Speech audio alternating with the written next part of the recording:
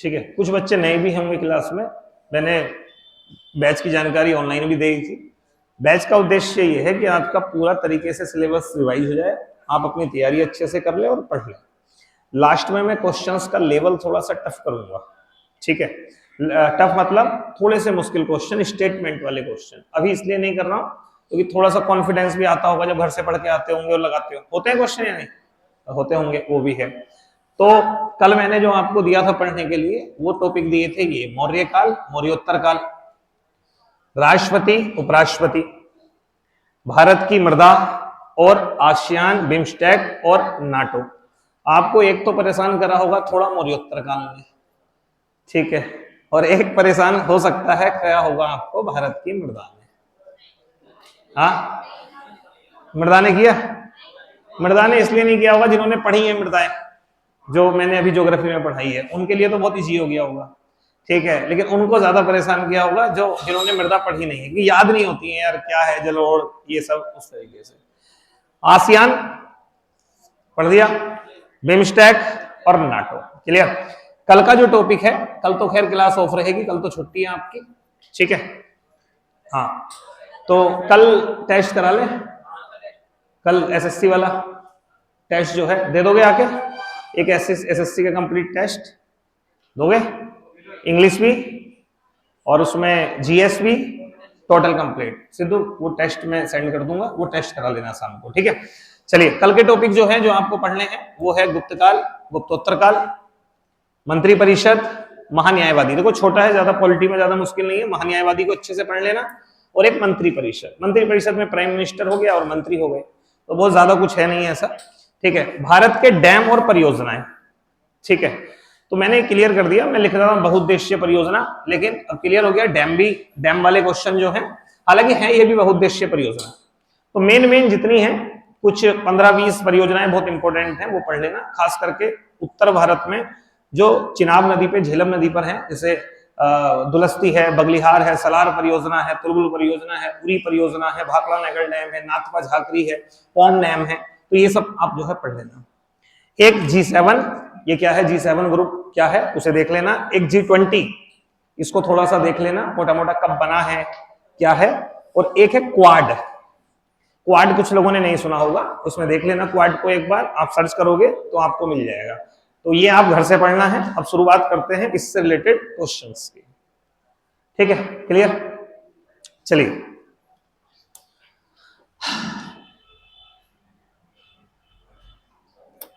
पहला क्वेश्चन देखिए, पहला प्रश्न है, क्या है, नंद वंश के पश्चात मगध पर किस राजवंश की सत्ता स्थापित हुई।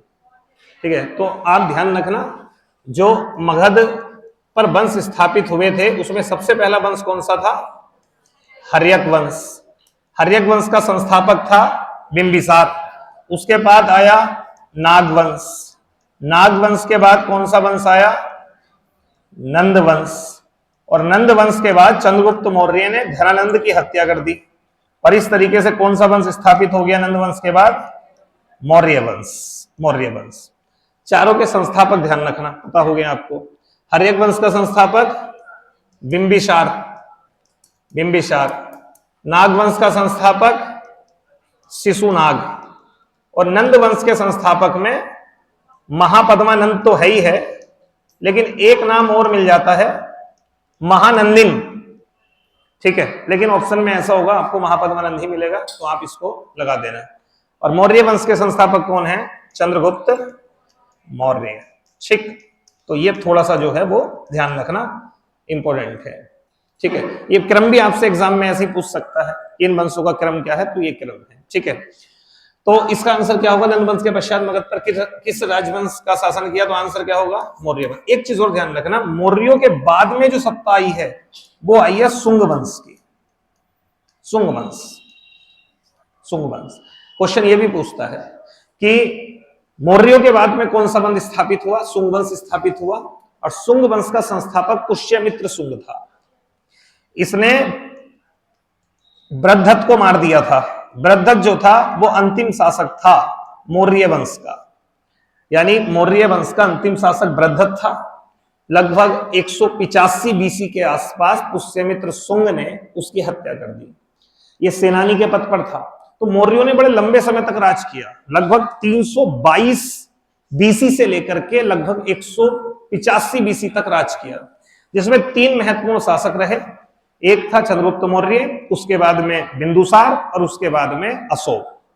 ठीक है, उसके बाद में कई राजा हुए, ठीक है, दशरथ हुआ, संप्रीति हुए, कई राजा हुए, लेकिन अंतिम शासक जो था वो था वृद्धत, और इसको मारा था पुष्यमित्र शुंग ने, और तब शुरुआत हो गई थी शुंग वंश की। ठीक, क्लियर? इतनी बातें ध्यान रखना। अगला क्वेश्चन है सेल्यूकस, जिसको अलेक्जेंडर ये क्या लिखा हुआ है, द्वारा सिंध व अफगानिस्तान का प्रशासक नियुक्त किया गया था, को किस भारतीय राजा ने हराया था? आपको ये पता होगा कि सिकंदर का आक्रमण हुआ था नंद वंश के समय, और नंद वंश का संस्थापक था धनानंद। ये भी ध्यान, वो सॉरी संस्थापक कह रहा हूं, शासक। जिस समय पर आक्रमण हुआ था सिकंदर का, उस समय शासक था धनानंद। तो धनानंद से प्रजा बहुत ज्यादा दुखी थी, और उसी समय पर चाणक्य और चंद्रगुप्त मौर्य ने जो है धनानंद की सत्ता का अंत कर दिया और मौर्य वंश की शुरुआत हो गई। अब जब सिकंदर ने आक्रमण किया था तो भारत के जो बाहर का उत्तर पश्चिम का क्षेत्र था उसमें आकर के बैठ गया उसका उत्तराधिकारी, जिसका नाम था सेल्यूकस। इसका पूरा नाम है सेल्यूकस निकेटर। और आपको यह पता होगा कि इसने अपना एक दूत भी भेजा था जिसका नाम था मेगस्थनीज, और मेगस्थनीज की ही पुस्तक है जिसका नाम है इंडिका। यह भी शायद आपको पता हो। तो जब सेल्यूकस यहां पर बैठा तो सेल्यूकस ने कोशिश करी वही काम करने की जो सिकंदर करना चाहता था, यानी भारत को जीतने की। सिकंदर जीत तो नहीं पाया था। अब इस समय यहां पर बैठा हुआ था चंद्रगुप्त मौर्य। तो कहते हैं कि चंद्रगुप्त मौर्य और सेल्यूकस के बीच में लड़ाई हुई। ये बात लगभग 305 बीसी के आसपास की है। तो ये लड़ाई हुई और कहते हैं कि इस लड़ाई में जो है वो चंद्रगुप्त मौर्य जीत गया। जब चंद्रगुप्त मौर्य जीत गया, सेल्यूकस हार गया, तब ऐसे में निर्णय लिया गया कि इस लड़ाई को वैवाहिक संबंधों में बदल लें। और ऐसे में सेल्यूकस की एक पुत्री थी जिसका नाम था हेलेना। हेलेना ये इसकी जो है वो बेटी थी। तो हेलेना की शादी जो है वो फिर किससे करा दी गई? चंद्रगुप्त मौर्य से। अब हेलेना खुश रहेगी या नहीं, तो कोई ना कोई तो बाप उसका देखने के लिए भेजेगा। तब उसने हेलेना के साथ में भेज दिया मेगस्थनीज को कि जा भाई वहां पे रहना, बेटी का ख्याल रखना। और तब वो यहां पर रहा। उसने एक पुस्तक भी लिखी जिसका नाम है इंडिका। ठीक है, बट यहां से एक क्वेश्चन जो उठ जाता है वो ये कि जो ये विवाह हुआ था, इस विवाह में दहेज के रूप में 4 क्षेत्र मिले थे। ठीक है, चंद्रगुप्त मौर्य को 4 क्षेत्र मिले थे। कौन कौन से? Area, Arachosia,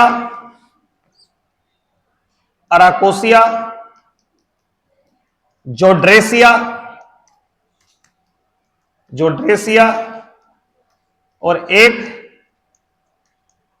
पैरामेसिडाई। ये मैं शॉर्ट में लिख दे रहा हूं, पैरामेसिडाई।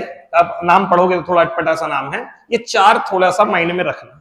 ये क्वेश्चन पिछली बार आरओ का क्वेश्चन है, ये यूपी में आरओ में पूछा गया था। तो बच्चे बोल रहे थे कुछ कि यार ये बताओ, ये पूछ रहा है कि 4 क्षेत्र कौन कौन से थे। एपीएस वाले में था, हाँ। तो ये पिछली बार पूछा हुआ क्वेश्चन था।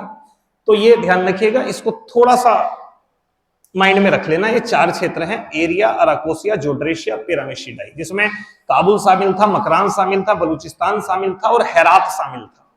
तो 4 क्षेत्र जो थे वो शामिल थे। ये दहेज के रूप में मिले थे किसको? चंद्रगुप्त मौर्य को। एरिया, अराकोसिया, जोड्रेशिया और पैरामेसिडाई। ठीक है, कर दिया था जब उसमें आया था एपीएस में। ठीक है, चलिए, तो इसका आंसर क्या होगा? किस भारतीय राजा ने हराया था? किसने हराया था? चंद्रगुप्त मौर्य ने। खास करके ये मेगस्थनीज को ध्यान रखना भाई। इसकी पुस्तक है कौन सी? इंडिका। और इसी इंडिका में इसने पाटलिपुत्र को पोलीब्रोथा कहा है।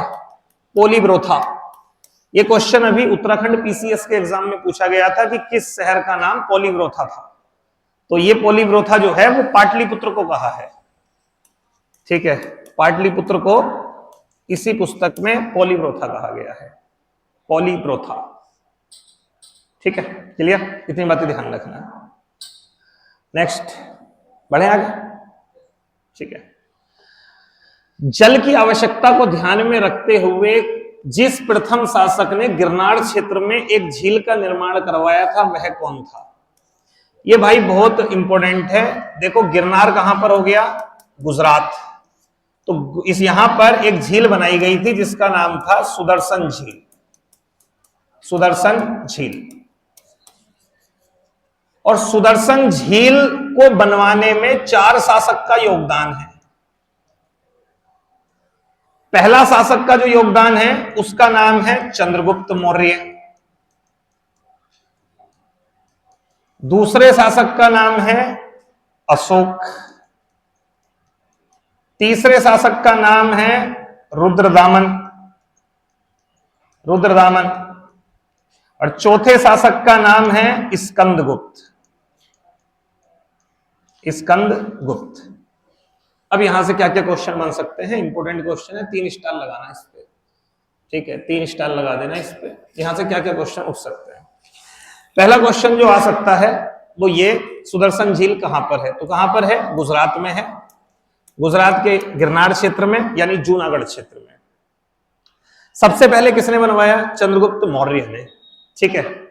उसके बाद इस पे काम करवाया अशोक ने, उसके बाद काम करवाया रुद्रदामन ने। और ध्यान रखना, जब रुद्रदामन ने इस पे काम करवाया तो उसने एक अभिलेख लिखवा दिया जिसका नाम है जूनागढ़ अभिलेख।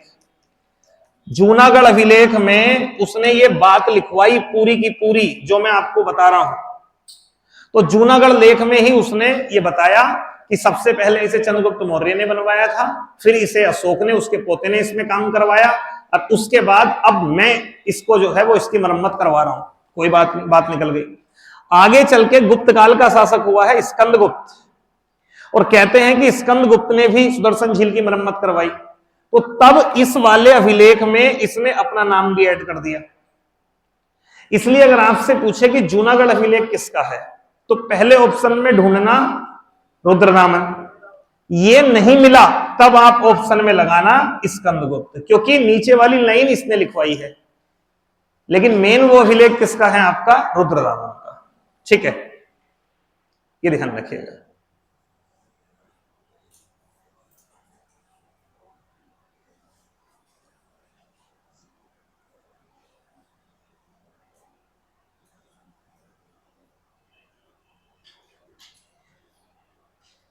हो गया क्लियर।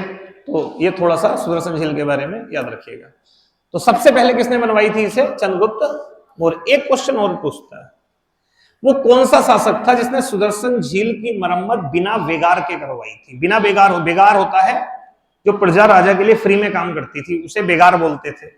बिना बेगार यानी अलग से पैसे देके उसको बनवाया, वो है नहीं, रुद्रदामन है। ये क्वेश्चन ऐसे पूछेगा आपसे, तो मैं ये कह सकता हूं बिना वेगार के, बिना वेगार के कार्य करवाया। इसका मतलब समझ जाना, वेगार मतलब होता है फ्री में काम करवाना, बिना वेगार मतलब फ्री में नहीं, पैसे दे करके उसको करवाया।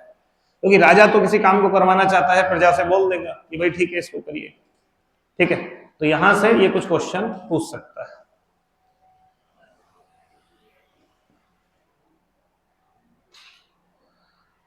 नेक्स्ट हो गया। अगला क्वेश्चन है, किसके शासनकाल में डायमेकस भारत आया था।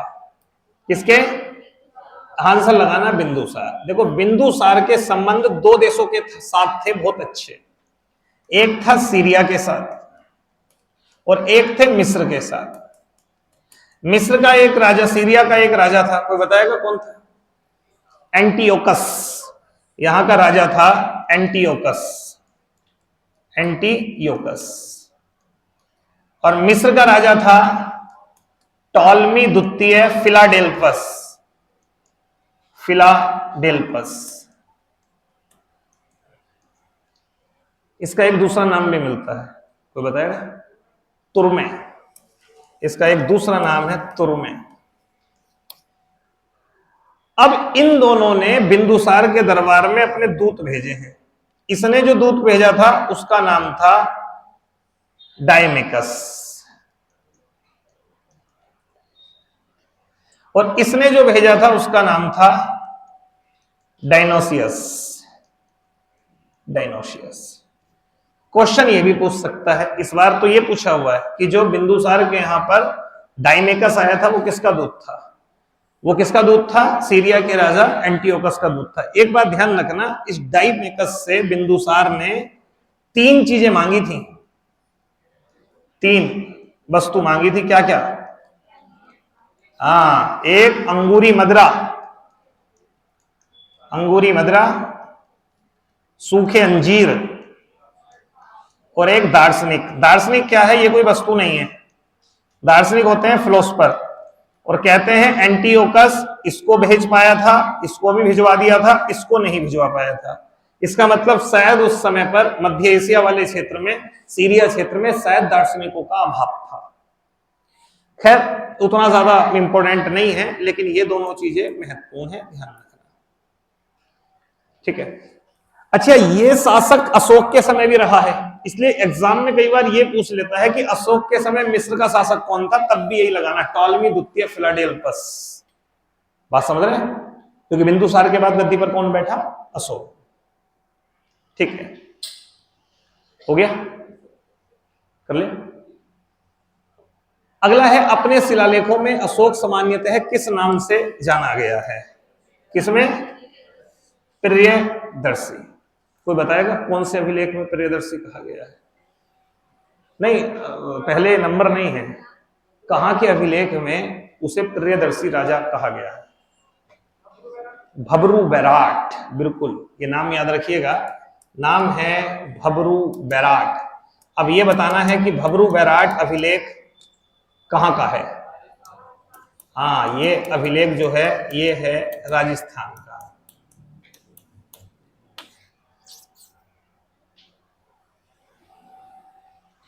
अच्छा, एक क्वेश्चन ये पूछ सकता है कि अशोक के अभिलेख में अशोक का नाम अशोक ही मिलता है, अशोक नाम किस में मिलता है उसका? कोई बताएगा? मास्की, नेटूर, उडगेलम, और एक और है गुर्जरा।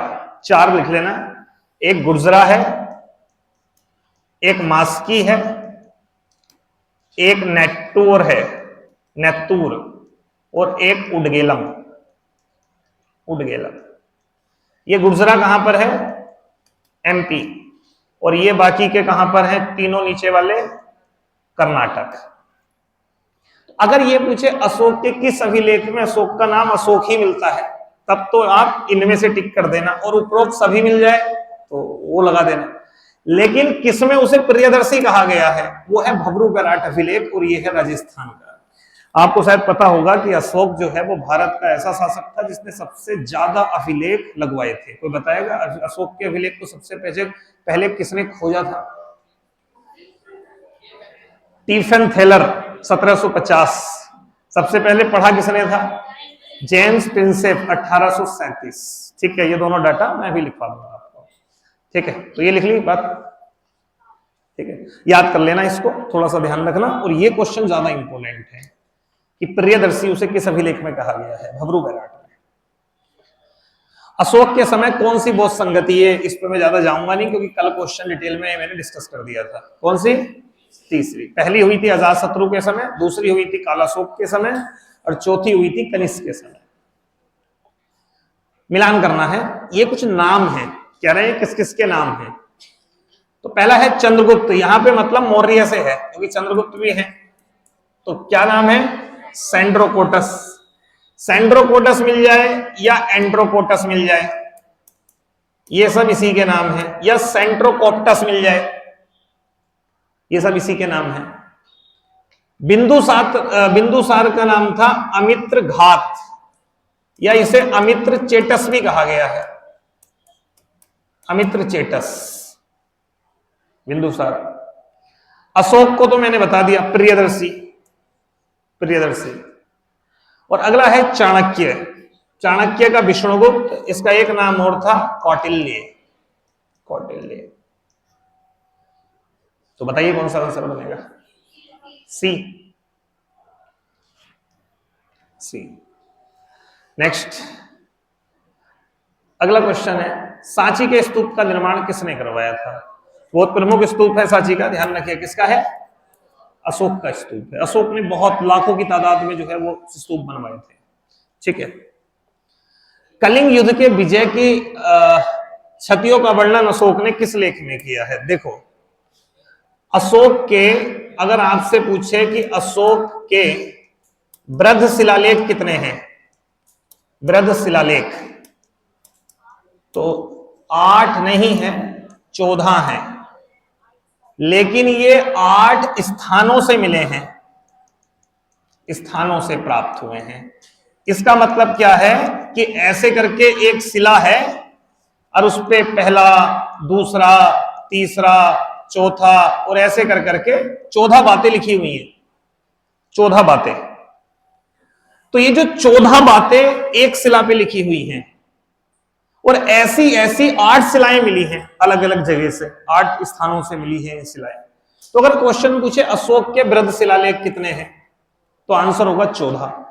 अशोक के बृहद शिलालेख कितनी जगह से मिले हैं? 8 जगह से मिले हैं। इस पर अभी हम बात कर लेंगे। अभी हम बात कर रहे हैं 14 बातों में। तो ये जो 14 बातें हैं, इसमें एक तो पहली बात बहुत इंपॉर्टेंट है, यानी पहला बृहद शिलालेख। पहले बृहद शिलालेख का मतलब है पहली बात। तो एक पहला वाला इंपॉर्टेंट है, इसमें इसने वर्णन किया है पशु बलि की निंदा की है, पशु बलि की निंदा। ये क्वेश्चन आपसे एग्जाम में पूछ लेता है, कई बार पूछा हुआ क्वेश्चन है। 21 अभिलेख में उसने पशु बलि की निंदा करी है। मतलब वही वाली बात है, बिल्ली सो चूहे खा के हज को चली। अशोक जैसा क्रूर शासक कोई था ही नहीं, लेकिन अशोक ने क्या किया, कलिंग अभियान करा 261 बीसी में। और जब कलिंग अभियान किया तो वहां पर इसने कई लोगों को मरवाया, कोई ध्यान नहीं दिया, ठीक है, लोग लाचार हो गए, कई लोग लाखों घर से बेघर हो गए। तब इसका हृदय परिवर्तन हो गया और तब ये इसने मांस वांस का भक्षण छोड़ दिया। फिर भी जो है ये अपने अभिलेख में लिखता है कि पशु बलि नहीं देनी चाहिए, कि पहले राजा की पाक साफ रसोई में हजारों पशुओं की रोजाना हत्या की जाती थी, लेकिन अब केवल 2 हिरण और 1 मोर ही काटे जाते हैं। लेकिन अभी भी हत्या होती है हिरण और मोर की, लेकिन पहले हजारों मरते थे। तो ये पशु बलि की निंदा इसने किसमें करी है? पहले शिलालेख में। एक सबसे इंपॉर्टेंट है इसका ये 13वां वाला, इसमें इसने लिखा है कलिंग अभियान का वर्णन किया है। कलिंग अभियान का वर्णन, क्वेश्चन आपसे ये भी पूछ सकता है कलिंग अभियान इसने कब करा था? 261 बीसी में करा था, यानी राज्य अभिषेक के 8 वर्ष बाद, राज्याभिषेक के 8 वर्ष बाद, ठीक है, यानी 90 वर्ष, ठीक है, 8 वर्ष बाद, क्योंकि राज्याभिषेक हुआ है 269 बीसी में, ठीक। कलिंग अभियान, तो ये याद रखिएगा। तो इसका आंसर क्या होगा? 13, ठीक, क्लियर। नेक्स्ट,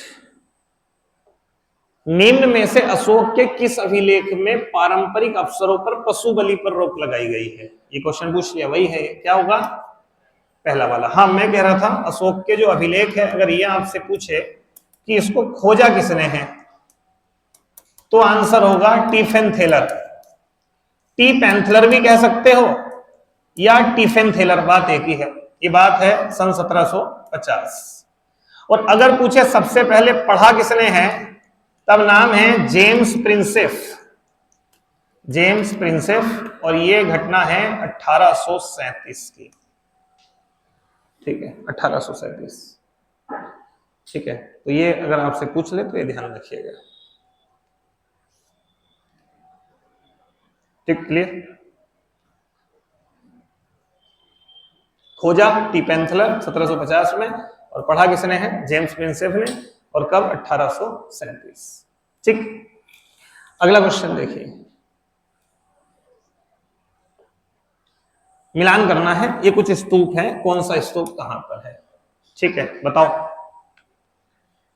पहला एक बड़ा फेमस स्तूप है, इसे सारनाथ का स्तूप कहते हैं। ये इसे कहा जाता है धमेक, इसे सारनाथ का स्तूप भी कहते हैं और इसे धमेक स्तूप भी कहते हैं। तो एक तो ये ध्यान रखना है। दूसरा, अरे हाँ,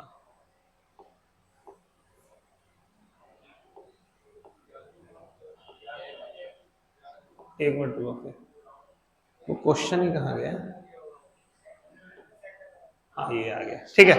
दूसरा तो इसका कौन सा बनेगा? सी का पहला, सी का पहला। करने का तरीका ये है, पहले पहला पहला ये बन रहा है। अब श्रावस्ती को सहेत महेत के नाम से जाना जाता है, यानी इसका डी का चौथा, डी का चौथा, तो आंसर क्या हो गया? सी, यानी पहले का दूसरा और बी का तीसरा, ठीक है। ये ध्यान रखना, जो रानाभर स्तूप है ना, इसे रामाभर स्तूप भी कहते हैं। ये एग्जाम में पूछ सकता है कि रामाभर स्तूप कहां पर है, तो ये कहां पर है आपका? कुशीनगर, रामाभर स्तूप, ठीक है, जिसे रानाभर स्तूप भी कहते हैं, इसे रामाभर स्तूप भी कहा जाता है, ठीक है। नेक्स्ट, निम्नलिखित पर विचार करना है कि ये कह रहे हैं कि वो स्थान बताइए, ये बात हो रही है उन 8 स्थानों की जहां से वृद्ध शिलालेख प्राप्त हुए हैं, 14 वृद्ध शिलालेख जहां से मिले हैं, वो 8 स्थान, तो वो कौन कौन से हैं? उसमें 8 स्थान में 2 तो भारत से बाहर हैं, एक है सहवाजगढ़ी और एक है मानसेहरा, ठीक है। ये दोनों भारत से बाहर हो गए, यानी पाकिस्तान। उसके बाद एक है कालसी, ये है यूके, उत्तराखंड, बहुत पूछता है, ठीक है। उसके बाद अगला जो है वो नीचे आ जाइए, इसमें एक है धौली व जोगढ़, जोगढ़, ये कहां पर है? उड़ीसा, ODH, ठीक है। और कौन कौन सा है? एक है अरगुडी, ये कहां पर है? आंध्र प्रदेश। और कौन से रह गए? कौन सा? सोपारा, और एक और है गिरनार, गिरनार कहां पर हो गया? गुजरात। और सोपारा महाराष्ट्र। कितनी जगह हो गई? 1 2 3 4 5 6 7 8, तो कितने हो गए? 8 स्थान। पूछा हुआ है इनमें से कौन सा सही है, सही पूछा हुआ है ना। हाँ, क्या धौली उड़ीसा में है? सही है। एरगुडी आंध्र प्रदेश में है? सही है। जोगढ़ मध्य प्रदेश में है? गलत। कालसी कर्नाटक में है? गलत। तो कौन से सही है? पहला और दूसरा। क्या होगा आंसर? बी। ये ध्यान रखिएगा, ठीक है, इंपॉर्टेंट है। अच्छा, अशोक के अगर अभिलेखों की भाषा अगर आपसे पूछ ले, भाषा क्या है? प्राकृत। और अगर लिपि पूछे तो ब्राह्मी। लेकिन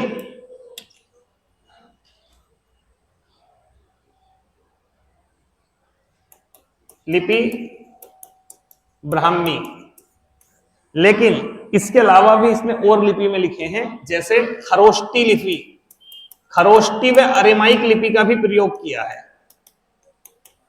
अब आपसे बताओ इनमें से कौन सा खरोष्टी लिपि में लिखा गया होगा? सहवाजगढ़ी। और यही वाला क्वेश्चन इस बार फिर से यूकेपीसीएस में आया था, जो 2025 में एग्जाम हुआ अभी 10 दिन पहले, ठीक है। तो ये स्टेटमेंट देके आया था, तो ये ध्यान रखना, ये किस लिपि में होगा? खरोष्टी लिपि, खरोष्टी लिपि, ठीक है। बाकी सब किस में लिखे हुए हैं? ब्राह्मी लिपि में लिखे हुए हैं। भाषा कौन सी है? प्राकृत। ये भी पूछ लेता है कि अशोक के अभिलेख किस भाषा में है, तो कौन सी भाषा में है? प्राकृत भाषा में है, ठीक। नेक्स्ट, ये नोट कर लिए क्या? ठीक है। निम्न में से कौन मौर्य युगीन अधिकारी माप तोल का अधिकारी होता था? बताइए, पढ़े हैं नहीं अधिकारी? तो एक तो ये, इसका आंसर होगा पोतवाध्यक्ष। बताइए पण्याध्यक्ष किसका होता था? हाँ, टकसाल का तो लक्षणाध्यक्ष होता था। पण्याध्यक्ष किसका होता था? हाँ,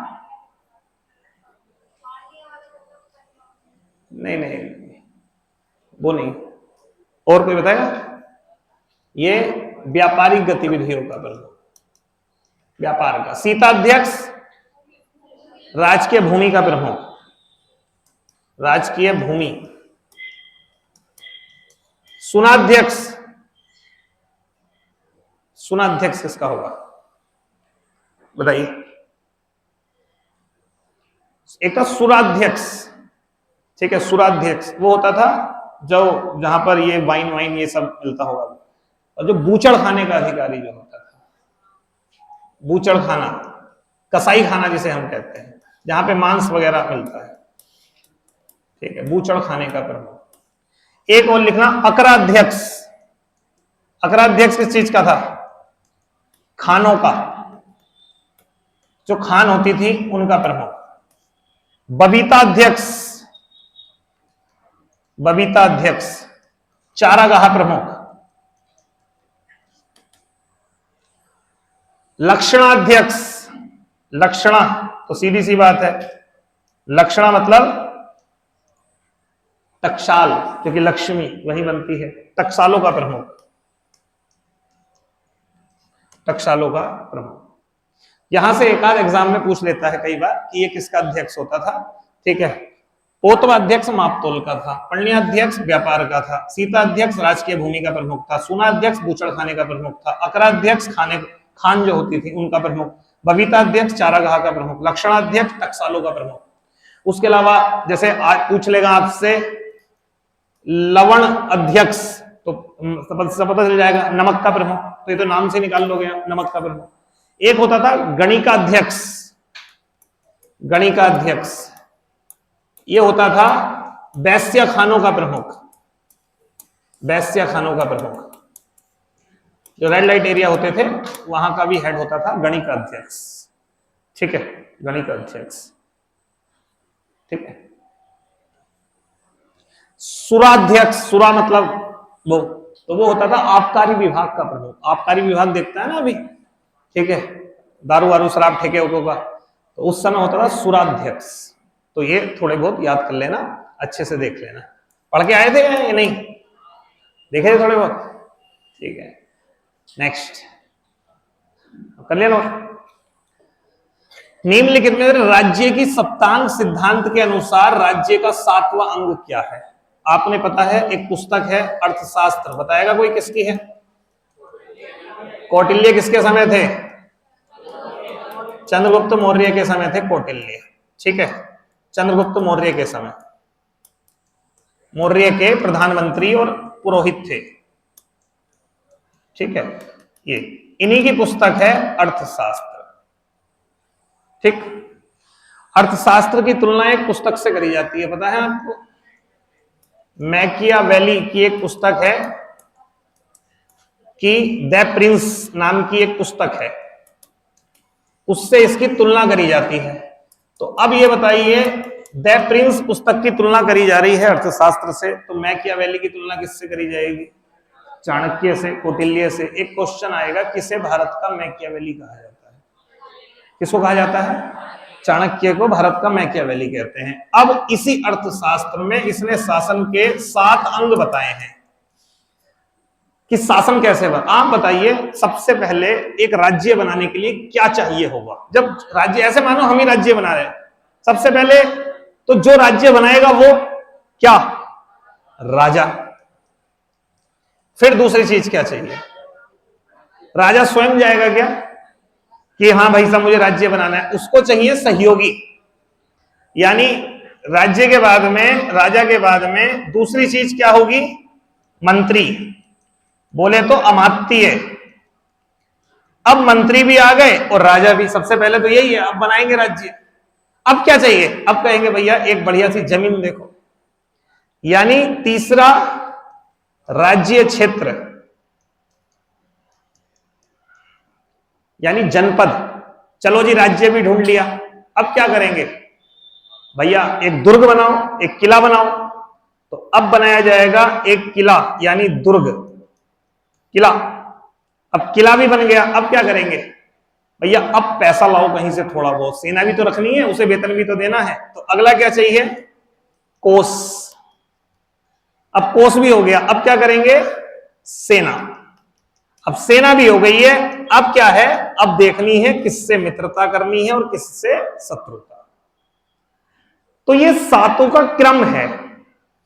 जैसे आपसे ये पूछेगा सप्तांग सिद्धांत का राज्य का पहला अंग क्या है?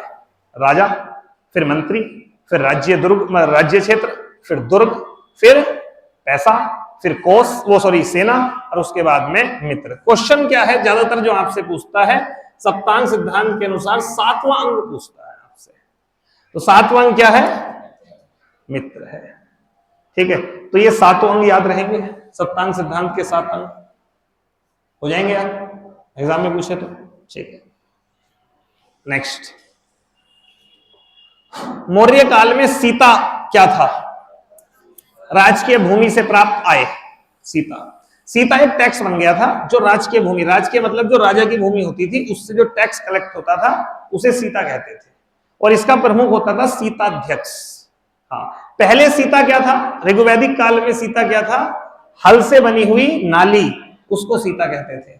ठीक, पुष्यमित्र सुंग द्वारा 2 अश्वमेध यज्ञ करवाए गए थे, इसकी जानकारी किससे मिलती है, अयोध्या लेख से मिलती है। ये पूछ सकता है ये किसका है, ये धनदेव का है। ठीक है, ध्यान रखना, सुंग वंश में पहला जो शासक रहा है वो रहा है पुष्यमित्र सुंग। पुष्यमित्र सुंग के बाद जो गद्दी पर बैठा उसका नाम है, जो मेन शासक रहा है वो है अग्निमित्र। और एक शासक और याद रखना है आपको, जिसका नाम है भागभद्र। ये 3 शासक एटलीस्ट आप याद रखना, हैं और भी लेकिन ये। अब यहां पर याद क्या रखना है, पुष्यमित्र सुंग से 1-2 क्वेश्चन पूछ लेता है। पहला क्वेश्चन तो यही है कि इसकी जानकारी मिल रही है एक तो धनदेव के अभिलेख से, ये इसका राज्यपाल था, तो इससे जानकारी मिल रही है। और ध्यान रखना, पुष्यमित्र सुंग वंश का क्या है, संस्थापक है सुंग वंश का। इसने किसको मारा है, बृहदत्त की हत्या करी है, यानी मौर्य शासक बृहदत्त की हत्या।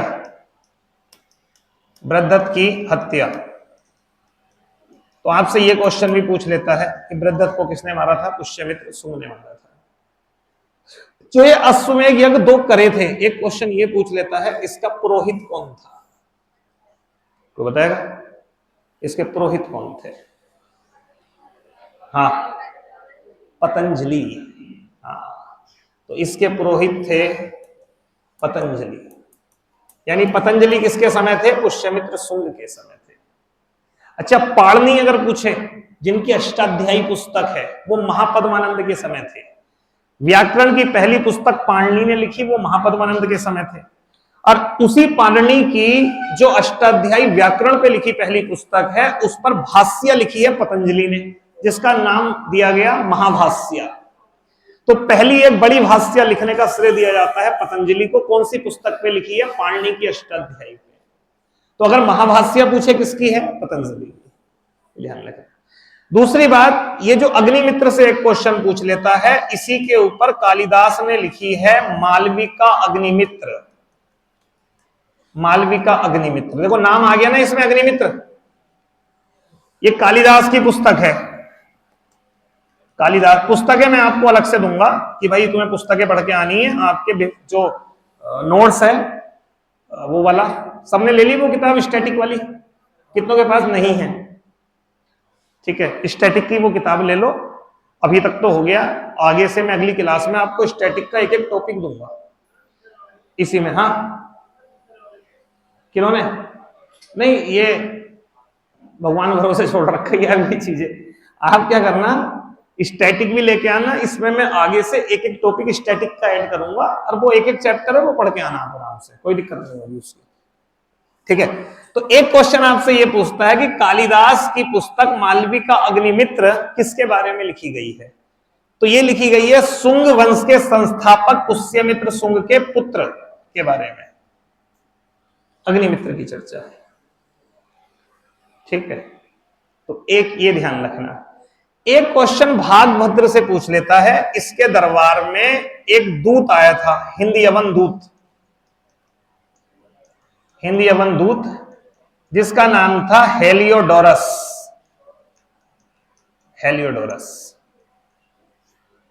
और इसने आने के बाद में गरुड़ ध्वज की स्थापना करी थी? ये क्वेश्चन भी पूछ लेता है। गरुड़ ध्वज कहां पर? विदिशा। विदिशा।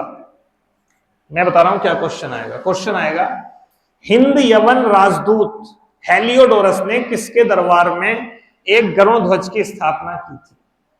ऑप्शन होगा भागभद्र के दरबार में। क्वेश्चन पूछेगा भागभद्र के दरबार में विदिशा में आकर के किसने गरुड़ ध्वज बनवाया था? तब आंसर होगा हेलियोडोरस। ठीक है, एक क्वेश्चन भागभद्र से पूछ सकता है अगर ज्यादा डिटेल में गया तब। तो ये ध्यान रखिएगा, इतनी बातें एटलीस्ट आपको पता होनी चाहिए शुंग वंश के बारे में। ठीक है, अच्छा, ये हाथी गुम्फा लेक किसका है? बड़ा महत्वपूर्ण शासक है, खारवेल। और ये किस वंश का था? चेदी वंश का। और चेदी वंश पता है कहां पर था? कलिंग में। ये वही कलिंग में आगे चल के चेदी वंश बना था जहां अशोक ने आक्रमण किया था। तो ये खारवेल वो शासक है जिसने कलिंग का बदला भी लिया था। हालांकि कलिंग पे पहले आक्रमण कर चुका था महापद्मानंद। अशोक से पहले भी कलिंग पर एक व्यक्ति ने, शासक ने आक्रमण किया था जिसका नाम था महापद्मानंद। ठीक है, खैर ये ध्यान रखना, हाथी गुम्फा विलेय खारवेल का है। खारवेल चेदी वंश का था और बेसिकली चेदी वंश कहां पर था? कलिंग में। क्लियर हो गया? नेक्स्ट, प्राचीन भारत की निम्नलिखित पुस्तकों में से किस एक में शुंग राजवंश के संस्थापक के पुत्र की प्रेम कहानी है? क्या? मालविका अग्निमित्र। ठीक है, नेक्स्ट, सिमुक किस वंशों में किसका संस्थापक था? सातवाहन वंश इसका था संस्थापक। ध्यान रखना, एक क्वेश्चन इनकी राजधानी से पूछ लेता है। इनकी दो राजधानी थी, एक राजधानी थी अमरावती और एक राजधानी थी इनकी पैठन यानी प्रतिष्ठान, या इसे पैठन भी कहते थे। ये थी महाराष्ट्र में। अगर ऑप्शन में ये हो तो पहले इसको टिक करना, ये ना हो तब जाके कहीं अमरावती लगाना। एक क्वेश्चन पूछ सकता है, सातवाहनों की राजकीय भाषा क्या थी? कोई बताएगा क्या थी? पढ़ा हो तो। ठीक है, राजकीय भाषा क्या थी? प्राकृत थी। ठीक है, हाँ प्राकृत। हालांकि संस्कृत में भी कुछ रचनाएं लिखी गई हैं लेकिन मेन प्राकृत थी। इस वंश के प्रमुख शासक में कुछ नाम याद रखना। प्रमुख शासक में शासक, इसमें एक नाम रखना, गौतमी पुत्र सातकर्णी। सातकर्णी, गौतमी पुत्र सातकर्णी। ठीक है, एक शासक और रहा है हाल। एग्जाम में यह भी पूछ लेता है हाल किस वंश का शासक था। तो अगर सातकर्णी लग जाएगा तो वो तो आप समझ जाओगे किस वंश का होगा? सातवाहन वंश का। ठीक है, एक था हाल। हाल, ठीक। नेक्स्ट हो गया। सातवाहनों की राजधानी अवस्थित थी, तो है ही नहीं अब तो पैठन, तो क्या लगाएंगे? अमरावती। निम्नलिखित शासकों में किसके लिए एक ब्राह्मण शब्द कहा गया है? एक्चुअली सातवाहन ब्राह्मण थे। बताओ इनमें से कौन सातवाहन शासक दिखाई दे रहा है तुम्हें? गौतमीपुत्र सातकर्णी। ठीक है, गौतमीपुत्र सातकर्णी अकेला ब्राह्मण। ठीक है, अकेला ब्राह्मण इसको कहा गया है। कलिंग नरेश खारवेल निम्न में से किस वंश से संबंधित था? बताइए। चेदी वंश से संबंधित था, चेदी वंश। तो ये महत्वपूर्ण है, ध्यान रखना। और इसका अभिलेख याद रख लेना, कौन सा है? हाथी गुम्फा। हाथी गुम्फा लेख। ठीक है, अच्छा ये भी ध्यान रखना, ये जैन धर्म को मानता था। जैन धर्मी मतलब जैन धर्म को मानता था। इसने बदला लिया था, मगध पर आक्रमण किया था इसने, क्योंकि महापद्मानंद यहां से कुछ मूर्तियां ले गया था उठा करके, तो ये उन मूर्तियों को वापस लेके आया था और वही इसने हाथी गुम्फा लेख में लिखवाया। ठीक है, बौद्ध ग्रंथ मलिंद पन्नों में किस हिंद यवन शासक पर? ये इंपोर्टेंट है भाई। हाँ, मिनांडर। एक्चुअली ये ग्रंथ बहुत इंपोर्टेंट है, मलिंद पन्नों। मलिंद पन्नों ग्रंथ। कौन सी भाषा में है, इसकी भाषा पूछ लेता है। भाषा है पाली। एक्चुअली जो बौद्ध ग्रंथ है वो पाली भाषा में लिखे गए हैं, और इसमें दो लोगों की वार्ता है, और ये वार्ता ध्यान रखिएगा किन दो लोगों की है। एक है नागसेन, नागसेन, और एक है आपका मिनांडर। मिनांडर हिंद यवन शासक है, हिंद यवन वंश था एक, तो ये हिंद यवन शासक है। अब ये बता रहा हूं मैं क्वेश्चन कैसे पूछेगा। एक क्वेश्चन पूछेगा मलिंद पन्नो ग्रंथ किस धर्म का है। कौन से धर्म का है? बौद्ध धर्म का है, लिखा हुआ है ना बौद्ध ग्रंथ। दूसरा क्वेश्चन मलिंद पन्नो किस भाषा का है? पाली। अगला क्वेश्चन पूछेगा कि किस किस के बीच वार्ता है, तो नागसेन जो है ये है बौद्ध भिक्षु, और ये है राजा। ये मिनेंडर पूछता है क्या रखा है बौद्ध धर्म में तुम्हारे, क्या खास बात है? नागसेन बताता है ये खास बात है, और लास्ट में मिनेंडर कहता है कि मैं भी बौद्ध धर्म से जुड़ना चाहता हूं। तो क्वेश्चन एक ये पूछेगा कौन से ग्रंथ से मिनांडर की जानकारी बौद्ध धर्म में दीक्षा लेने से संबंधित है? मलिंद पन्नो। तो इस तरीके से घुमा फिरा के दो तीन क्वेश्चन यहां से बन सकते हैं, ध्यान रहेगा। ठीक है। भारत में पार्थियन साम्राज्य का वास्तविक संस्थापक कौन था? कौन था? ये क्वेश्चन हुआ किसी से? हाँ, मिथ्रेडेटस। खैर इतना इंपॉर्टेंट नहीं है, लेकिन फिर भी थोड़ा सा ध्यान रख लेना। ठीक है, मिथ्रेडेटस। ठीक है। देखो मौर्योत्तर काल में ना कुछ वंश हैं, मौर्योत्तर काल, इसमें कई सारे वंश हैं। तो इसमें अनेक वंश हैं, जैसे सुंग वंश, जैसे एक वंश है आपका ये सातवाहन वंश, इसके अलावा एक वंश है आपका चेदी वंश। ये तो सब भारतीय वंश है। कुछ वंश ऐसे हैं जो बाहर से आक्रमण हो गए, जैसे हिंद यवन, जैसे शक, जैसे पार्थियन, जैसे कुषाण। तो इतने सारे वंश हैं। ठीक है, इतने सारे वंश हैं। इसमें भी एक और है इक्ष्वाकु वंश, वो भी रहा है इक्ष्वाकु वंश। इनके संस्थापक आपसे पूछ लेता है। सुंग वंश का संस्थापक मैंने आपको पढ़ा दिया है, कौन है? पुष्यमित्र सुंग। सातवाहन वंश का पूछेगा तो सिमुख। चेदी वंश का महामेघवाहन। खारवेल तो शासक है, लेकिन संस्थापक था महामेघवाहन। हिंद यवन वंश में, अब यहां पर आप फंस जाएंगे, क्योंकि हिंद यवनों का जो आक्रमण हुआ है वो दो शाखाओं के रूप में हुआ है, एक यूक्रेटाइडस, एक डेमेट्रियस। खैर आपको जो नाम मिलेगा वो डेमेट्रियस मिलेगा, क्योंकि इसी शाखा का था मिनेंडर। शकों में संस्थापक तो नहीं पूछेगा, क्योंकि बहुत सारी शाखाएं थी। ठीक है, उज्जैन शाखा, अलग अलग शाखाएं थी। लेकिन शकों में कुछ नाम याद रखिएगा आप, जैसे रुद्रदामन इसी वंश का था। रुद्रदामन। एक शासक था नहपान, संस्थापक नहीं है, क्योंकि 5 शाखाओं में आक्रमण हुआ था शकों का। पार्थियनों का अगर पूछेगा तो मिथ्रेडेटस, मिथ्रेडेटस। और कुषाणों का अगर पूछेगा तो कुजूल कटफिसस। अब देखो इनमें से मैं आपको यह बता देता हूं आपको कौन कौन से याद रखने हैं। एक तो इस पे 3 स्टार लगा लो, कुजूल कटफिसस। कुजूल कटफिसस संस्थापक है। इसके बाद में गद्दी पर बैठा बिम कटफिसस, जिसके साथ भी कटफिसस लग जाए समझ जाना वो कुषाण था। इस पे 3 स्टार लगा दो, इस पे 3 स्टार लगा दो, इस पे लगा दो। ठीक है, और ये हो गया, बस छोड़ दो। बाकी एक ये वाला है, पूछ लिया, इतना इंपॉर्टेंट नहीं है। बस ये 3 तो आपको याद रखने ही रखने हैं। ये हो गया, ये हो गया, और ये हो गया। बाकी नहीं पूछेगा आपसे, बाकियों के बारे में भी कुछ नहीं पूछेगा। जो कुछ पूछ सकता है सिक्के उक्कों के बारे में वो मैं आपको करा दूंगा। ठीक है। हाँ, ये पूछ सकता है कि खारवेल किस वंश का शासक था, तो किस वंश का है, ऐसे ही पूछ लेगा रुद्रदामन किस वंश का था, शक। ऐसे पूछ लेगा मिनेंडर किस वंश का था, अभी मैंने आपको बताया था मिनेंडर।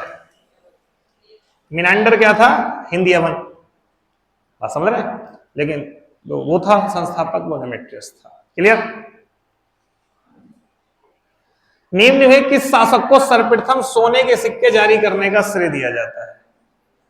देखो, अगर ये क्वेश्चन पूछे कि सोने के सिक्के सबसे पहले किसने चलाए, तब तो आंसर होगा हिंद यवन।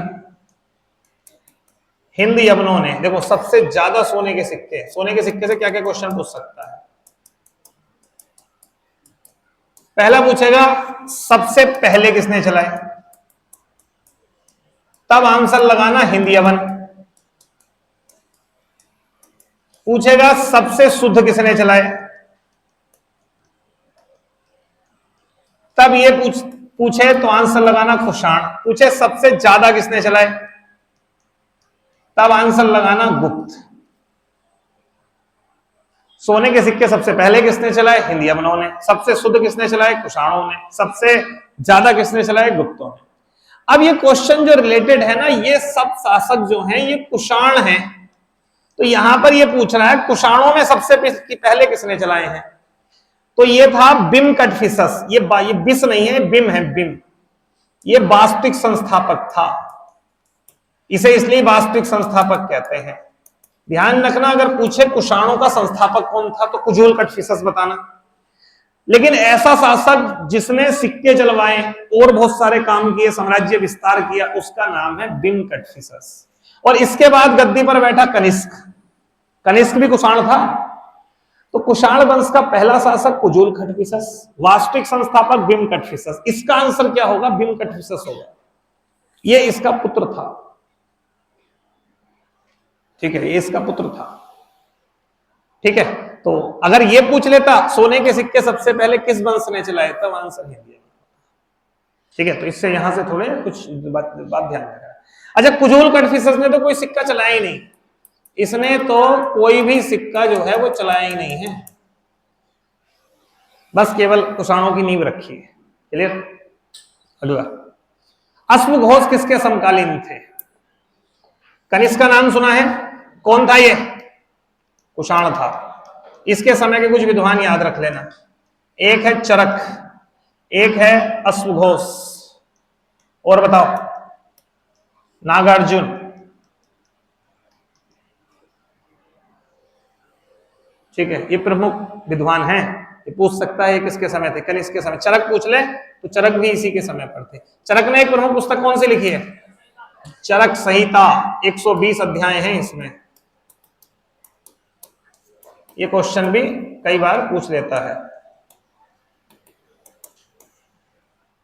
ठीक है, हाँ, कनिष्क। ठीक, नेक्स्ट, चौथी बौद्ध संगति इसी के समय तो हुई थी कश्मीर में। अश्वघोष की कुछ पुस्तकें लिख लेना, सौंदरानंद, और एक पुस्तक है बुद्ध चरित्र। ये क्वेश्चन भी कभी पूछ ले, बुद्ध चरित्र किसकी है या सौंदरानंद किसकी है। बुद्ध चरित्र बुद्ध के बारे में है, सौंदरानंद बुद्ध के भाई सुंदर और उसकी पत्नी के बारे में लिखी गई है। ठीक है, तो ये पुस्तक भी पूछ सकता है कि बुद्ध चरित्र और सौंदरानंद ये बेसिकली किसकी पुस्तक है, ये है अश्वघोष की, अश्वघोष। ठीक है, नेक्स्ट, चरक संहिता में कितने अध्याय हैं, 120 अध्याय हैं। विक्रम और शक संवत का अंतर कितना है। विक्रम संवत शुरू हुआ है 57 BC और शक संवत शुरू हुआ है 78 AD। बस ये ध्यान रखना, ये शुरू करने वाला व्यक्ति जो है वो किसने करा है, कनिष्क ने शुरू किया। तो दोनों का अंतर बताओ। ये यहां पर है 0, तो BC में मतलब हो गया 57 BC, और AD का मतलब हो गया 78 AD। ईसा मसीह के 78 साल बाद, ईसा मसीह के जन्म के 57 साल पहले, दोनों को जोड़ दो ठीक है, कितना आ रहा है? 135।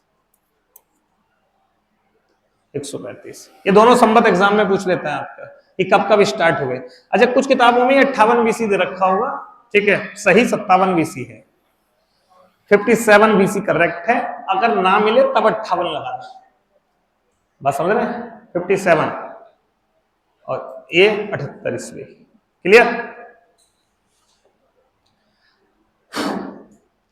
अगला है, राष्ट्रपति पद के निर्वाचन हेतु कौन सी पद्धति अपनाई जाती है? तो पता ही है, समानुपातिक प्रतिनिधित्व एवं संक्रमणीय मत पद्धति। ठीक है, ये पद्धति है। अच्छा, मैं आपसे कहूं कि ये जो रीति है निर्वाचन की, कौन से आर्टिकल में दी हुई है? जो निर्वाचन की रीति है, निर्वाचन का जो तरीका है, कौन से आर्टिकल में है? 54 में है। तो निर्वाचन गढ़ किस में है? आर्टिकल 55 में है। 55 निर्वाचन की रीति यानी निर्वाचन का तरीका, किस तरीके से वोटिंग होती है, तो वो तरीका किसमें है? आर्टिकल 55। अगर पूछे निर्वाचन गढ़ ये किसमें है, निर्वाचन गढ़ की चर्चा, तो ये है आपका आर्टिकल 54 में। अच्छा, राष्ट्रपति के निर्वाचन गढ़ में कौन कौन शामिल होता है? पहली बात तो ध्यान रखना, जितने भी सदस्य होने चाहिए वो निर्वाचित होने चाहिए, चाहे वो लोकसभा के हों, चाहे वो राज्यसभा के हों, चाहे वो राज्य विधानसभा के हों, चाहे वो दिल्ली व पांडुचेरी की विधानसभा के हों। यहां थोड़ा सा समझ लेना गेम क्या है। लोकसभा में अब तो नहीं होते, पहले क्या होता था, लोकसभा में जो है वो लोकसभा में 2 सदस्य मनोनीत भी होते थे, नॉमिनेटेड राष्ट्रपति द्वारा, अब नहीं होते। राज्यसभा में 12 सदस्य अब भी मनोनीत होते हैं। राज्य विधानसभाओं में 1 सदस्य राज्यपाल मनोनीत करता था पहले। तो ये मनोनीत करने का कॉन्सेप्ट जो था, इसमें ये क्लियर कहा गया आर्टिकल 54 में कि राष्ट्रपति के चुनाव में वो लोग भाग लेंगे जो जनता द्वारा चुने गए हैं, चाहे प्रत्यक्ष हो या अप्रत्यक्ष हो, मनोनीत नहीं होने चाहिए। तो राष्ट्रपति के चुनाव में कौन कौन भाग लेता है? लोकसभा के निर्वाचित सदस्य, राज्यसभा के निर्वाचित सदस्य, राज्य की विधानसभाओं के निर्वाचित सदस्य, दिल्ली व पांडिचेरी विधानसभा के निर्वाचित। कोई मुझे बताएगा? चलो अभी ज्यादा संशोधन पूछूंगा तो फिर दिक्कत हो जाएगी बहुत ज्यादा। हाँ, एक चीज और जो है इंपॉर्टेंट, कौन भाग नहीं लेता? नहीं भाग लेता, ठीक है, कौन नहीं लेता? तो एक तो मनोनीत सदस्य नहीं लेते, चाहे वो कहीं के भी हों, चाहे लोकसभा हो चाहे कहीं के भी हो। दूसरा, विधान परिषद भाग नहीं लेती, जो कि 6 राज्यों में है। 6 राज्यों की विधानमंडल में 2 सदन होते हैं, एक विधानसभा और एक विधान परिषद, एक लेजिस्लेटिव असेंबली, एक लेजिस्लेटिव काउंसिल। वो 6 राज्य कौन से हैं? एक आपका बिहार है, एक यूपी है, एक महाराष्ट्र है, एक आंध्र प्रदेश है, एक तेलंगाना है, एक कर्नाटक है। ये मैं आगे पढ़ाऊंगा आपको। बाकी सब में एक ही होती है विधानसभा। तो जो ये 6 है ना, इसमें जो दूसरा वाला सदन है विधान परिषद, जिसके सदस्यों को एमएलसी कहते हैं, वो भाग नहीं लेती राष्ट्रपति के चुनाव में। अच्छा, एक बात और ध्यान रखना है, अगर आपसे उपराष्ट्रपति के पूछे चुनाव में कौन भाग लेता है, तो उपराष्ट्रपति के चुनाव में केवल लोकसभा में राज्यसभा भाग लेती है और सभी सदस्य भाग लेते हैं। ये मैं लिखवा दूंगा, फिलहाल राष्ट्रपति का भी ध्यान रखिएगा, ठीक है। तो यहां से क्वेश्चन आता है, इंपॉर्टेंट है ये, राष्ट्रपति के निर्वाचन में कौन कौन भाग लेता है। क्लियर? जल्दी कुछ कथन बताओ, मैं बोल रहा हूं, हाँ या ना बताना है आपको। राष्ट्रपति के निर्वाचन में विधान मंडल के निर्वाचित सदस्य भाग लेते हैं, सही या गलत? गलत है, विधानसभा के, क्योंकि विधानमंडल में तो विधान परिषद भी आ गई। अगला स्टेटमेंट बोल रहा हूं, राष्ट्रपति के चुनाव में विधानसभा के सदस्य भाग लेते हैं, सदस्य भाग लेते हैं। मैंने अभी ये नहीं कह रहा हूं कि सभी भाग लेते हैं, हाँ भाग लेते हैं, हाँ लेते हैं भाई। अगला क्वेश्चन मैं कह रहा हूं, सभी राज्यों की विधानसभा के सदस्य राष्ट्रपति के निर्वाचन में भाग लेते हैं, सही है गलत? सही है। सभी राज्यों की विधानसभाओं के लेते हैं ना। अगला क्वेश्चन, राज्यों की विधानसभाओं के सभी सदस्य राष्ट्रपति के निर्वाचन में भाग लेते हैं? गलत हो गया। केवल कौन से लेते हैं? निर्वाचित। अगला है, दिल्ली व पांडिचेरी विधानसभा के निर्वाचित सदस्य राष्ट्रपति के निर्वाचन में भाग लेते हैं? सही है। अगला क्वेश्चन, लोकसभा व राज्यसभा के सभी सदस्य राष्ट्रपति के निर्वाचन में भाग लेते हैं? गलत। सभी नहीं लेते, निर्वाचित लेते हैं। बस यहां थोड़ा ध्यान रखना है, यहां तुम्हारे साथ थोड़ा खेल हो जाएगा, ठीक है। उपराष्ट्रपति के निर्वाचन में लोकसभा व राज्यसभा के सदस्य ही भाग लेते हैं केवल, वो भी सभी, ठीक है। अब एक दो स्टेटमेंट के जवाब देना। उपराष्ट्रपति के निर्वाचन में लोकसभा के सभी सदस्य भाग लेते हैं, राज्यसभा के सभी सदस्य भाग लेते हैं। क्लियर है? हाँ, तो ये बात ध्यान रखिएगा। अच्छा, एक बात और बता दो, उपराष्ट्रपति के चुनाव में जो भाग लेते हैं वो राष्ट्रपति को हटाने में भाग लेते हैं। यानी लोकसभा व राज्यसभा के सभी सदस्य ही राष्ट्रपति पर महाभियोग लगाते हैं। महाभियोग लगाने में ये लोग भाग नहीं लेते हैं। समझिए, अब मैं स्टेटमेंट बोल रहा हूं, अब जवाब देना। उपराष्ट्रपति के निर्वाचन में लोकसभा व राज्यसभा के केवल निर्वाचित सदस्य भाग लेते हैं? गलत। सभी सदस्य भाग लेते हैं, ठीक है। राष्ट्रपति के महाभियोग की प्रक्रिया में राज्य विधानसभाओं के निर्वाचित सदस्य भाग लेते हैं? गलत। केवल हटाने में भाग लेती है लोकसभा और राज्यसभा, और वो भी सभी सदस्य। अगला स्टेटमेंट, राष्ट्रपति को हटाने में लोकसभा व राज्यसभा के मनोनीत सदस्य भी भाग लेते हैं? हाँ, सही है। राष्ट्रपति को हटाने में मनोनीत भी भाग लेते हैं। मैंने बताया ना, सभी भाग लेते हैं, ठीक है। तुम्हें मैं क्यों पक्का कर रहा हूं पता है? जिससे कि कंफ्यूजन दूर हो जाए। रिलैक्स होके बैठो, सुनो मेरी बात, हाँ ना देना जवाब। राष्ट्रपति के निर्वाचन में लोकसभा व राज्यसभा के निर्वाचित सदस्य भाग लेते हैं। राष्ट्रपति के निर्वाचन में विधानसभा व दिल्ली व पांडिचेरी विधानसभा के निर्वाचित सदस्य भाग लेते हैं। राष्ट्रपति के निर्वाचन में लोकसभा व राज्यसभा के मनोनीत व निर्वाचित सभी सदस्य भाग लेते हैं। किसके बोला मैंने? उपराष्ट्रपति बोला है, राष्ट्रपति बोला था, ठीक है। तो उपराष्ट्रपति के निर्वाचन में लोकसभा व राज्यसभा के निर्वाचित व मनोनीत सभी सदस्य भाग लेते हैं। अगला स्टेटमेंट, राष्ट्रपति के निर्वाचन में जो सदस्य भाग लेते हैं वही समस्त सदस्य राष्ट्रपति को हटाने में भाग लेते हैं? गलत। जो सदस्य उपराष्ट्रपति को चुनने में भाग लेते हैं वही सदस्य राष्ट्रपति को हटाने में भाग लेते हैं। क्लियर है? अच्छा, उपराष्ट्रपति को कौन हटाती है? ओनली राज्यसभा, क्योंकि वो राज्यसभा का सभापति होता है।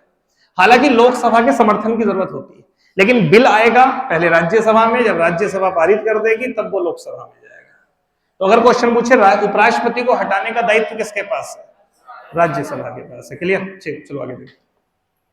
यदि राष्ट्रपति द्वारा किसी विधेयक को पुनर्विचार के लिए लौटाया जाता है तो वह किस वीटो का प्रयोग कर रहा है? ठीक है, तो जेबी वीटो अलग होता है, निलंबनकारी वीटो, अत्यांतिक वीटो। मैं बता देता हूं, अत्यांतिक वीटो वो होता है जब वो मना कर दें, अस्वीकार कर दें, जब वो अस्वीकार कर दें। अच्छा, आप में से एसआई वाले कितने हैं जो एसआई का पेपर देंगे? ये वाला जो अगर आएगी वैकेंसी, हाथ उठाओ, कितने हैं लोग? यूपीएसआई की जो वैकेंसी आएगी, हाँ। अभी जब फॉर्म भरे जाएंगे तो ये तो खत्म हो जाएगा बैच, मैं पेपर से पहले आपका एक बैच बनाऊंगा स्पेशल यूपीएसआई के लिए। उसमें मैं आपको मूल विधि और पूरी पॉलिटी पढ़ाऊंगा ऐसे ही क्वेश्चंस के द्वारा, टारगेट दे देके। तो अभी तो बहुत समय है, खैर अभी इतनी तैयारी अपने से करो। निलंबनकारी क्या होता है? जब वह पुनर्विचार के लिए लौटा दें, लौटा दें। और जेबी वीटो क्या होता है? जब वह कोई निर्णय न ले। इसे थोड़ा सा एग्जांपल समझाता हूं। मान लो मैं राष्ट्रपति हूं, मेरे पास कोई विधेयक आया, लोकसभा में राज्यसभा से पास हो गया, मैंने उसे स्वीकार कर दिया तो पास हो गया, मैंने उसे अस्वीकार कर दिया तो ये कहलाएगा अत्यांतिक वीटो। वीटो मतलब होता है रोकना, कि मैंने एब्सोल्यूट वीटो प्रयोग किया। राष्ट्रपति के पास एक विकल्प होता है कि वो एक बार, पहली बार पुनर्विचार के लिए लौटा सकते हैं। अगर उन्होंने ऐसा करा तब कहलाएगा सस्पेंसिव वीटो। एक होता है कि उनके पास कोई समय सीमा नहीं है, तब ऐसे में वो चाहे तो मतलब देरी भी कर सकते हैं कि भाई मैंने अभी देखा नहीं है, अभी कोई निर्णय नहीं लिया है, उसे कहा जाता है जेबी वीटो। खैर इस वाले क्वेश्चन का आंसर क्या होगा, इसका आंसर होगा आपका निलंबनकारी वीटो। वीटो में आपको आगे भी पढ़ाऊंगा, जब संसद से जुड़े हुए थोड़ा सा विधेयक वगैरह पढ़ोगे तब भी मैं वीटो डिस्कस वहां पर करूंगा, ठीक है। अगला बस ये ध्यान रखना, एक क्वेश्चन जो बार बार पूछता है वो ये, इस वीटो का प्रयोग खास करके धन विधेयक पर नहीं होता।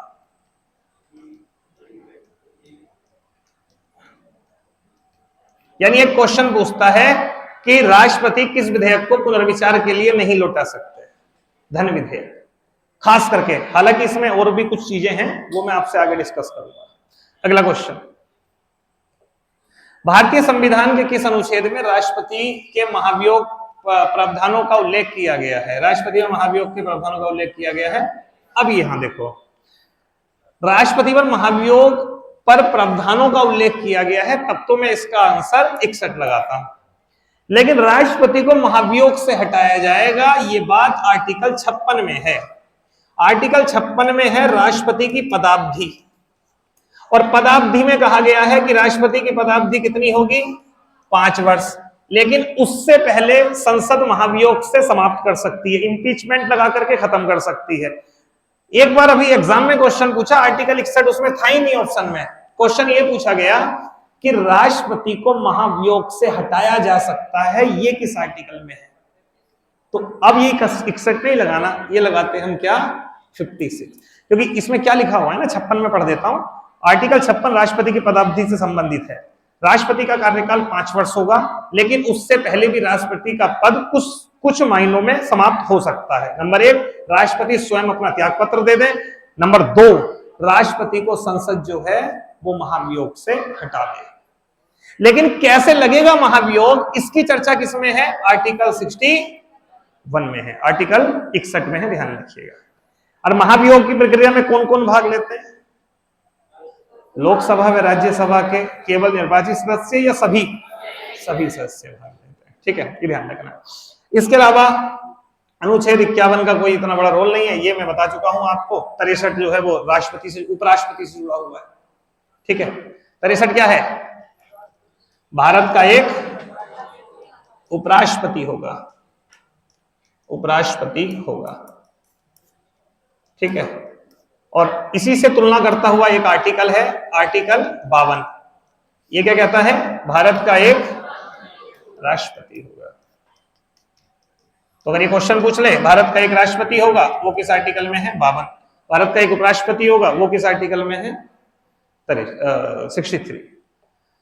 भारत के राष्ट्रपति और उपराष्ट्रपति की मृत्यु की स्थिति में भारत के राष्ट्रपति के रूप में कौन कार्य करता है, चीफ जस्टिस ऑफ। क्या अभी तक ऐसा कभी किसी ने किया है, कौन, M Hidayatullah, M Hidayatullah. Actually बड़ी लंबी कहानी है। इसमें क्या था कि उस समय हमारे सीजीआई हुआ करते थे, राष्ट्रपति थे जाकिर हुसैन। तो जाकिर हुसैन की उनके पद पे हो गई मृत्यु। अब जब मृत्यु हुई तो सीधी बात है उपराष्ट्रपति पद संभालेगा। अब उपराष्ट्रपति पद संभाला बीबी गिरी ने। अब जब आपने पद संभाला है तो राष्ट्रपति के लिए कंपलसरी है कि 6 माह के अंदर चुनाव होंगे। तो राष्ट्रपति के लिए निर्वाचन आयोग ने सूचना जारी कर दी कि भैया चुनाव होगा। बीबी गिरी ने कहा मैं भाग लूंगा इसमें, लेकिन भाग लेने के लिए उनको इस्तीफा देना पड़ेगा। तब उन्होंने उपराष्ट्रपति पद से इस्तीफा दे दिया। जब उपराष्ट्रपति पद भी नहीं रहा, राष्ट्रपति के लिए चुनाव होने हैं, तो अब ये एक बड़ी कंडीशन ऐसी आ गई खतरनाक सी कि भैया अब कौन संभालेगा इस पद को। तब ऐसे में एक आर्टिकल है जिसे हम बोलते हैं आर्टिकल 70। उस आर्टिकल 70 के तहत अगर कोई विषम परिस्थिति आ जाती है किसी पद को संभालने वाली, तब उस पर निर्णय संसद लेगी। तब संसद ने एक नियमावली बनाई और उसमें यह कहा गया कि राष्ट्रपति अगर पद पे ना हो, राष्ट्रपति पद पर ना हो, तब पद कौन संभालेंगे, भारत के मुख्य न्यायाधीश संभालेंगे। तो उस समय पर एम हिदायतुल्लाह मुख्य न्यायाधीश थे, इन्होंने इस पद को संभाला। ठीक है, नेक्स्ट, निम्नलिखित में से कौन सा अनुच्छेद भारत के संविधान में राष्ट्रपति द्वारा शपथ की बात करता है? कौन सा है? आर्टिकल 60।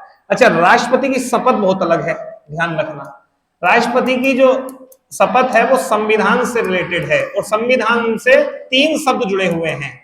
एक संविधान का संरक्षण, संविधान का परिरक्षण, संविधान का प्रतिरक्षण। नाम से तीनों शब्द आपको लग रहे होंगे सिमिलर, सिमिलर ही हैं, बट मायनों में थोड़ा सा अंतर है कि अपने आप से कुछ छेड़छाड़ नहीं करूंगा, दूसरे को नहीं करने दूंगा और भौतिक रूप से भी सुरक्षित करूंगा। तो आपसे एक क्वेश्चन पूछा जाएगा कि किस संवैधानिक पद की शपथ में संविधान के संरक्षण, प्रतिरक्षण, परिरक्षण की बात की गई है? पहला ही ऑप्शन होगा न्यायाधीशों की शपथ। वो गलत है। आप सोचेंगे यार न्यायाधीश को ही शायद ऐसा कुछ दिलवाया जाता हो, नहीं। तो अगर क्वेश्चन पूछे कि संविधान के संरक्षण की शपथ कौन लेता है, फिर ऑप्शन दे दे भारत का मुख्य न्यायाधीश इस तरीके से, तो ध्यान रखना वो नहीं, कौन लेते हैं? राष्ट्रपति लेते हैं। ठीक है। और किस में है ये? हाँ, एक आर्टिकल 57 भी बहुत इंपॉर्टेंट है। ये कहता है पुनः निर्वाचन की पात्रता, पुनः निर्वाचन की पात्रता, यानी भारत में राष्ट्रपति कितनी बार भी बन सकता है कोई व्यक्ति? 2 बार, 3 बार, 4 बार, 5 बार, चाहे 10 बार। लेकिन अमेरिका में कितनी बार बन सकता है कोई व्यक्ति राष्ट्रपति? ओनली 2 बार। ठीक है, चलिए नेक्स्ट। हो गया।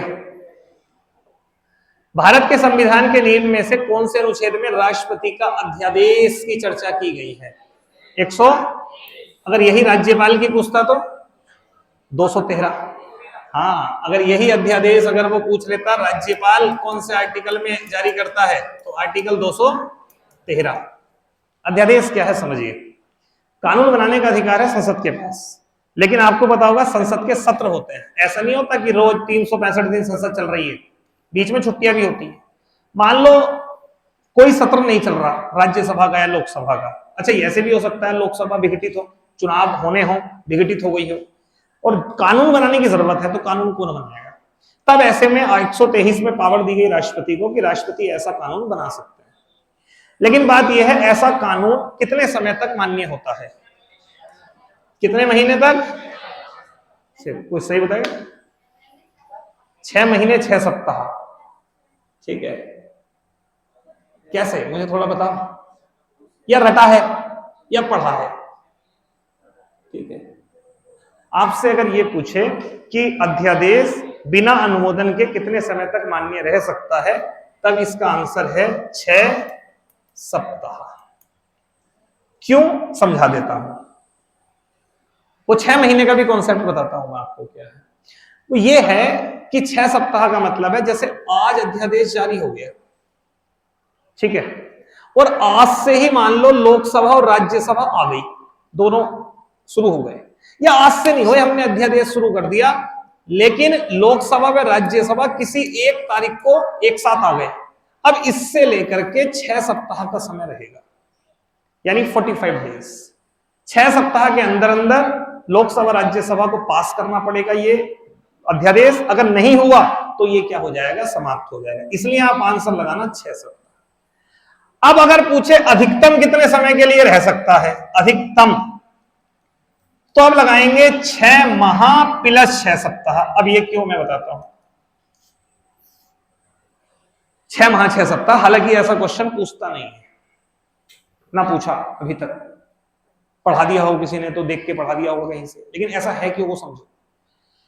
आपके जो संसद की नियमावली है वो ये कहती है कि किसी भी संसद का जो सत्र है वो 1 वर्ष में 2 होने कंपलसरी है। सदन, वो जो सत्र होते हैं वो 2 होने कंपलसरी है, यानी 6 महीने से ज्यादा का गैप नहीं हो सकता किसी भी कंडीशन में सत्र में। क्लियर? अब मान लीजिए आज सत्र विघटित हुआ, आज, और जैसे ही विघटित हुआ, आज क्या तारीख है? 9 है, 10 है? 9 है। आज 9 तारीख है, आज विघटित हुआ और 10 तारीख को राष्ट्रपति जी ने अध्यादेश जारी कर दिया। कोई बात नहीं, अध्यादेश चलता रहेगा क्योंकि लोकसभा भी आई नहीं। लेकिन लोकसभा को किस दिन आना पड़ेगा? 6 महीने के बाद आना पड़ेगा, यानी पहले पहले, बिल्कुल जब 6 महीने होंगे तब यहां पर 6 माह के बाद अब क्या आ गई? लोकसभा। तो अब दिन कहां से काउंट होंगे? यहां से या वहां से? जिस दिन से सत्र शुरू हो गया है। अब इस दिन से 6 सप्ताह शुरू होंगे। बात समझ रहे हैं? तो इस तरीके से ऐसा इत्तेफाक कभी हुआ नहीं है, ना होगा कभी जिंदगी में, क्योंकि सत्र होते हैं संसद के 3, वो तो मिनिमम है 2 हो सकते हैं, होते 3 हैं। तो इसलिए जो वो एक हम पढ़ते हैं कि मैक्सिमम कितना हो सकता है, 6 माह 6 सप्ताह हो सकता है, ध्यान रखिएगा। लेकिन आपसे ये नहीं पूछेगा, आपसे पूछेगा ये क्वेश्चन ऐसे आएगा, राष्ट्रपति द्वारा जारी अध्यादेश संसद के अधिवेशन से बिना अनुमोदन के कितने दिन तक जो है वो रह सकता है, यानी प्रभावी रह सकता है? आंसर होगा 6 सप्ताह। और पहला ऑप्शन आपको 6 माह मिलेगा लिखा होगा, तो गलती मत करना, 6 सप्ताह लगाना या 45 दिन लगाना। क्लियर? एक है आर्टिकल 143, ये भी राष्ट्रपति से जुड़ा हुआ है। ये पता है क्या है? कि मुख्य न्यायाधीश को, सुप्रीम कोर्ट को एक अधिकारिता है, और वो अधिकारिता ये है कि वो राष्ट्रपति को क्या दे सकते हैं? सलाह, परामर्श।